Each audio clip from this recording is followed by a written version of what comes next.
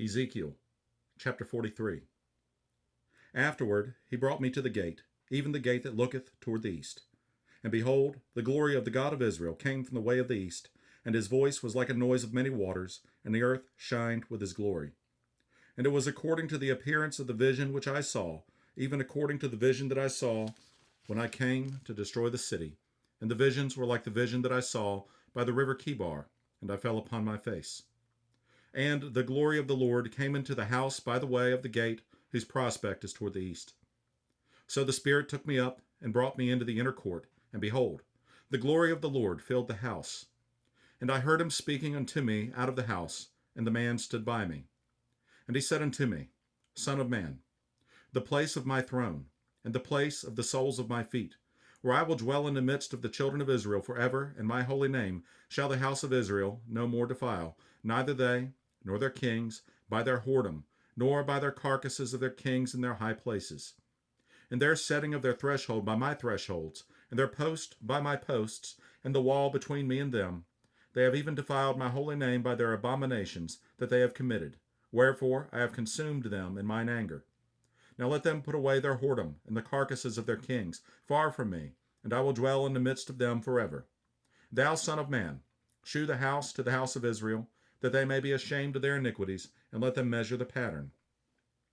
And if they be ashamed of all that they have done, shew them the form of the house, and the fashion thereof, and the goings out thereof, and the comings in thereof, and all the forms thereof, and all the ordinances thereof, and all the forms thereof, and all the laws thereof, and write it in their sight, that they may keep the whole form thereof, and all the ordinances thereof, and do them.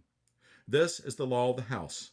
Upon the top of the mountain, the whole limit thereof round about shall be most holy. Behold, this is the law of the house. And these are the measures of the altar after the cubits. The cubit is a cubit and a hand breadth. Even the bottom shall be a cubit, and the breadth a cubit, and the border thereof by the edge thereof round about shall be a span. And this shall be the higher place of the altar. And from the bottom upon the ground even to the lower settle shall be 2 cubits, and the breadth 1 cubit, and from the lesser settle even to the greater settle shall be 4 cubits, and the breadth 1 cubit. So the altar shall be 4 cubits, and from the altar and upward shall be 4 horns.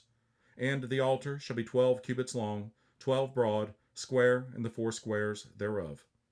And the settle shall be 14 cubits long, and 14 broad in the 4 squares thereof. And the border about it shall be half a cubit, and the bottom thereof shall be a cubit about, and the stairs shall look toward the east.